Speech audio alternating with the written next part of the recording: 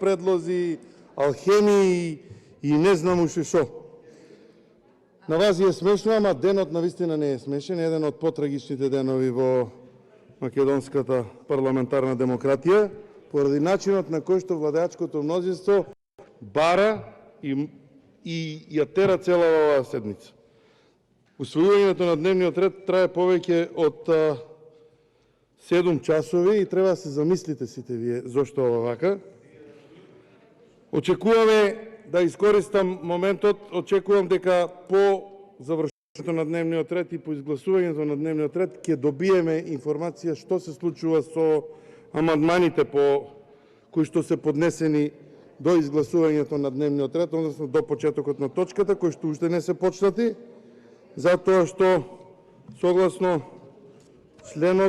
членовите наведовме дека треба да се разгледаат истите. За да бидам конкретен, ќе предложам повеќе предлози за измена на дневен ред, затоа што баравме точки да бидат погоре, се смеевте, гласавте против. Истите точки баравме да бидат подоле, се смеевте, гласавте против. А народот во државата воопшто не му е за смеење, затоа предлозите ќе бидат повеќе собрани, сублимирани во оваа точка, ќе барам да се стават на дневен ред и ќе барам истите да добијат подршка од сите пратеници. Прво, барам точка број 1 да се тргне од дневен ред, како точка која што не е местото тука и која точка која што може да направи целосна поларизација на собранието. На вас ви е смешно, ама дутре ќе ве гледаме по медиумите како, да не искористам некој лош збор, како ја обвинувате опозицијата дека не ви функционира собранието.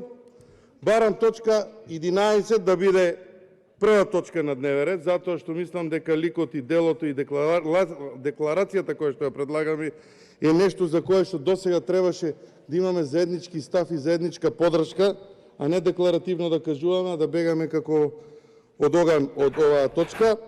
Барам точката 2 и 3 да бидат 10 и 11 како 10 и 11 точка, точката 4 и 5 да бидат 8 и 9 точка и точката 7 и 6 да бидат 8 и 11 точка.